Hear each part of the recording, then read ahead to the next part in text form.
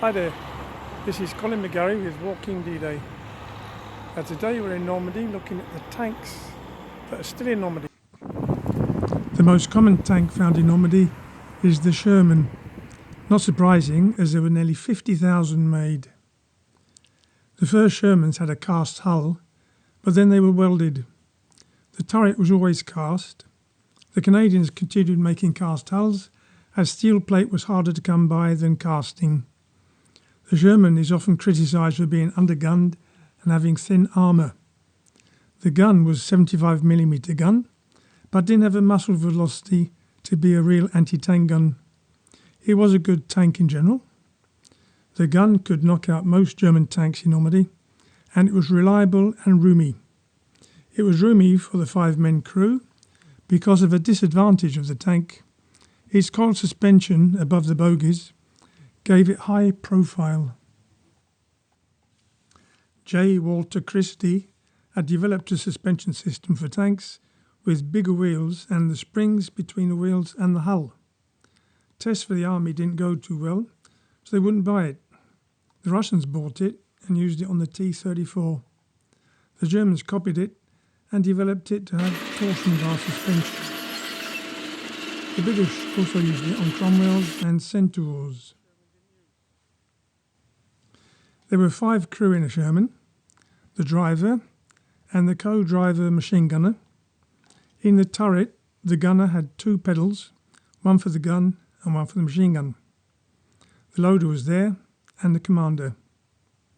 Here at Bayeux War Museum there are 4 tanks, the Sherman, an M10 and a Churchill. Tanks in Normandy are usually placed near where they were used or to commemorate the unit that used them. This video will show most of the tanks in Normandy. No doubt some will get missed out. Some tanks are where they are because. Sometime after the war, the French army had some tanks and guns in surplus, and so they gave one to Saint-Mary-Église and one to Saint-Mary-du-Mont. The Shermans they received weren't Shermans used in Normandy, but when someone gives you a tank, you don't complain about things like that. Utah Beach still has its Sherman with a long gun. A few years ago, the Airborne Museum at Saint-Mary-Église arranged to exchange their Sherman with the one that was the right type from Holland. Quite a few tanks are linked to the itinerary of the French 2nd Armoured Division. After having been in combat in North Africa, they arrived in Normandy under the command of General Leclerc. They landed at Saint-Martin-de-Vaudeville, Utah Beach, on the 1st of August. Here there is a Sherman, an M18 scout car and a half-track. The 2nd DB joined with Patton's 3rd Army. DB means Division Blandé.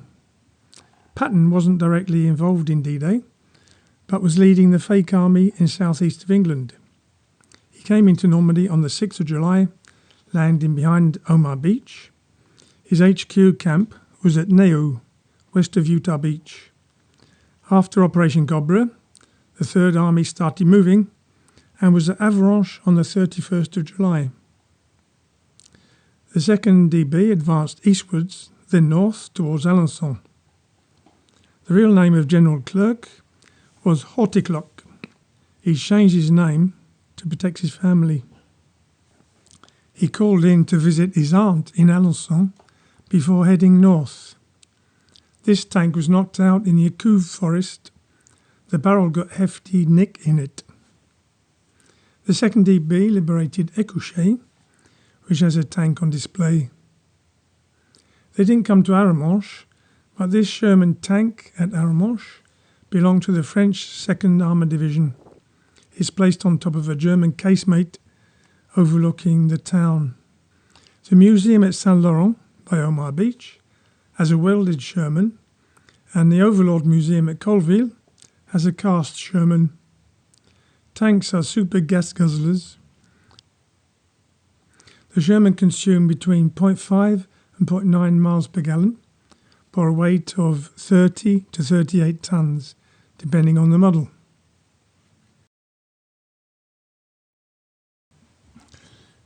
At the Overlord Museum, there's an M10 like a Bayeux. They consume between 0.8 and 1.2 miles per gallon, depending on the type. The M10 was designated as a tank destroyer, had a 3-inch anti-aircraft gun used as an anti-tank gun. The Shermans and other tanks the Allies used were supposed to take on the German tanks they met. The M10s were to take on a Panzer breakthrough. The British called them Wolverines, but the Americans TD, or tank destroyer. The British also fitted a 17-pounder gun and called it an Achilles. The tank destroyers would be held in reserve and would often be called on to back up Shermans, which met strong Panzer opposition. There's also a strange Sherman without a gun. It was a repair tank. It has spare sprockets, wheels and tracks.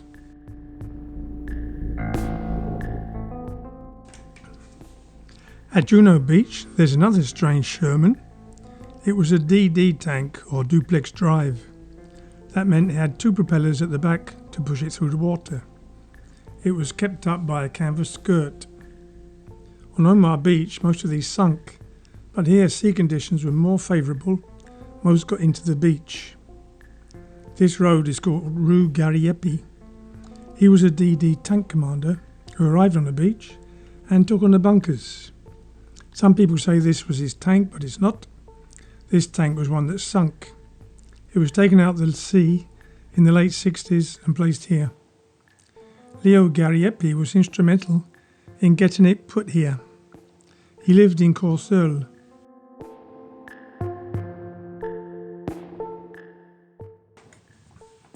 The British developed the Sherman by adding a 17-pounder anti-tank gun. That could knock out a Tiger. In British tank troops, there would often be 1 Firefly with 4 Shermans. Someone would correct me if I'm wrong, but I don't know of any Firefly in Normandy today. Visually, it looked like the late Sherman with a 76mm gun. Sergeant Cullen came up with a solution to the impenetrable hedges. He welded a piece of Czech hedgehog onto the front of a Sherman. It could ram through the bank. Cat's Victory Museum has a Sherman with a replica of a hedge cutter on it. The wrecks of ships and vehicles on the seabed were cleared by salvage companies. One salvage man had the idea of making a museum of things that came off the seabed. It's at Port-Lamberssin, called the Wrecks Museum. There's a Sherman, a Stuart, an M7, a DD tank, and a tank dozer. Thousands of other items as well, outside and in the building, from cutlery to mines and torpedoes. The Stuart, or M3, was a light tank with a 37mm gun. The famous Dead Man's Corner tank was a Stuart. The tank in front of the museum is a replica. The Churchill went through many variants. It was the Mark 7 with a 75mm gun that was mainly used in Normandy.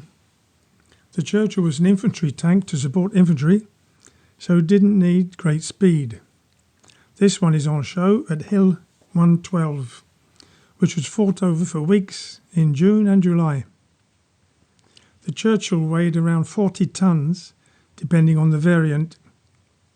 It was very good at going over obstacles, but was stumped by the shingle beach at Dieppe in Operation Jubilee in 1942. That led to Percy Hobart being tasked with developing special tanks for special tasks. We've seen the DD tank at Juno Beach. Another Hobart funny was the AVREs, Armoured Vehicle Royal Engineer. These could carry bridge spans or fascines to fill in ditches. Originally no gun was needed, but a petard was added as it didn't take up any room. At Lyon-sur-Mer there's an AVREs.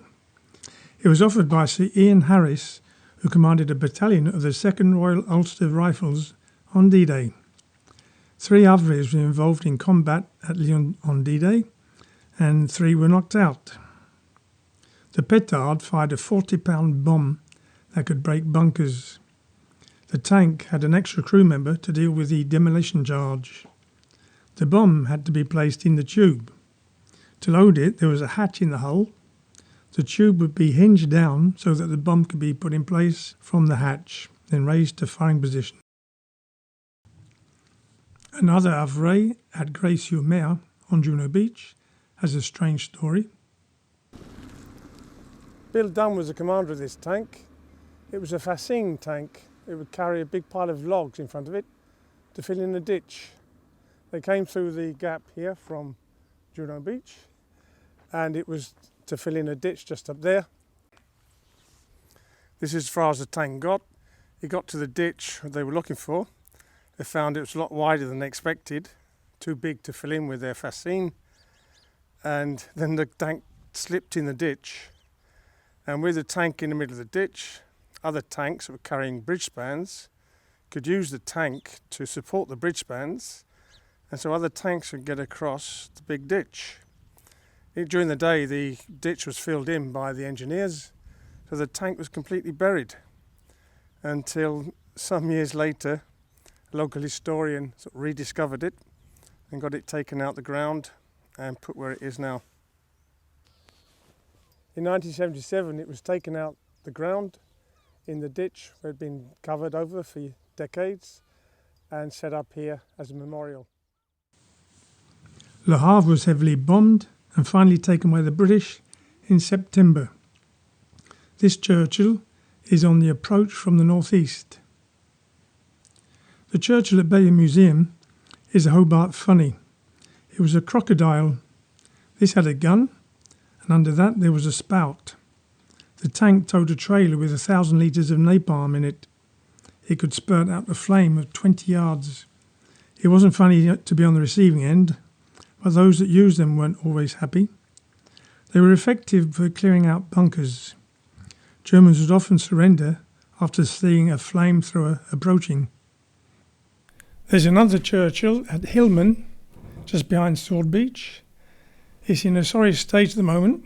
It came from the Sawmill Tank Museum. The Suffolk Regiment Association is going to renovate it. It won't cost 1.2 million. Another British tank was the Centaur or Cromwell. They were the same, except for the Cromwell having a more powerful engine. It could do 40 miles an hour. The Cromwell Centaur was a cruiser tank designed to replace horses for cavalry. That's why the Guards Armoured Division used them a lot. This Centaur, in the Airborne Museum at Pegasus, came out of the marshes behind Sword Beach. The degree markings are to help an observer give directions to the tank commander. It was to provide close support for the Royal Marines. This Centaur at Hermanville on Sword Beach used to have a label as being a Churchill tank. I thought that was a pretty dumb mistake till I saw this photo. There used to be a Churchill here. If anybody knows where it went, let me know in the comments. The M7 self-propelled gun was called a Priest by the Americans and a Sexton by the British. There's a Priest in front of the Overlord Museum at Colville-sur-Mer and one in the Grand Bunker Museum at Ouistreham. Villers-sur-Mer has a Sexton on show. The Sexton was a self-propelled gun based on the chassis of a Canadian Ram tank, which was based on the Sherman chassis. It was designed to fire at targets out of sight, directed by a forward observer, but it could also fire at direct targets. They're at Villers-sur-Mer, and these Sextons were used in the landing craft coming in. From the back of the flotilla, they would fire onto the beach. Then at H-7, when they risked hitting the landing craft, they directed their fire onto the lighthouse area, which is up the hill here. This particular Sexton was donated by the son of Major Kiln, who landed on Gold Beach. Now, with the tanks and the self-propelled guns coming ashore, they were worried that they might run out of ammunition quickly. And so these POrpoises were developed, and they could be towed behind a tank or a self-propelled gun, and they would be full of ammunition so they could reload quickly. Now, to get them into the landing craft, the tank or the self-propelled gun behind the vehicles are going to tow it would tow it in to the landing craft, reversing. Then it'd be connected up to the tank or the self-propelled gun in front of it to be towed out when they landed.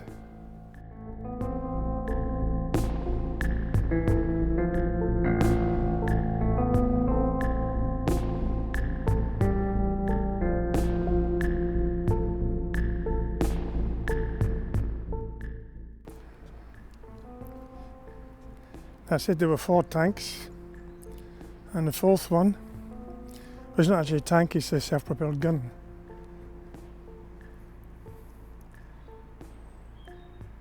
Called the Hetzer Jagdpanzer. So it doesn't have a turret. The vehicle has to turn to aim it. The gun can traverse slightly, about 15 degrees. At the time of writing, this is one of only 2 Panzers on public view. The Overlord Museum at Colville has a Mark IV and a Mark V Panther. The Mark IV Panzer was lighter than the Sherman at 25 tons. It had a 75mm anti-tank gun and a top speed of 16 miles an hour. 8,500 were made, compared with nearly 50,000 Shermans. The Panther was really a more formidable tank than the feared Tiger. It was lighter, faster, and had an equivalent punch from its 75mm gun. It had thinner armour. These tanks were abandoned during the Falaise Pocket debacle.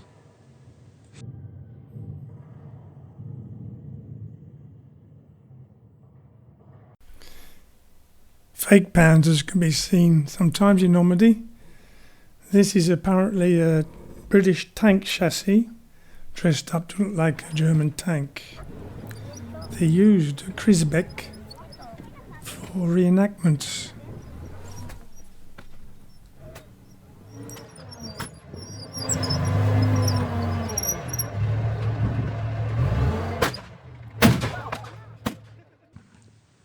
The other Panzer visible to the public is a Tiger near Vimoutiers. During the Falaise Pocket, on the 19th of August, tanks of the 12th SS tried to break into the pocket to relieve the trapped German troops. This one ran out of fuel near here. The crew abandoned it. One source says they exploded a charge inside, which put a tilt on the turret. On the 22nd of August, Allied bulldozers pushed it into the ditch. All the wrecks were sold to scrap merchants after the war. The one who bought this only managed to take out the gearbox. It was left for 25 years with its gun pointing onto the road. Early 1970s, a veteran of the French 2nd Armoured Division, who lived near here, saw scrap men trying to cut it up. He contacted a local historian who had political contacts and saved it. It's been here for 30 years. The weather has taken a toll on it. There's a scheme to renovate it and put it in a museum in Vimoutiers. That will cost €1.2 million. It is one of only 2 Tigers in France. The other is in the Saumur Tank Museum. There's one in the Bovingdon Museum in England, which actually works. It was used in the film Fury. The Fury tank is there as well.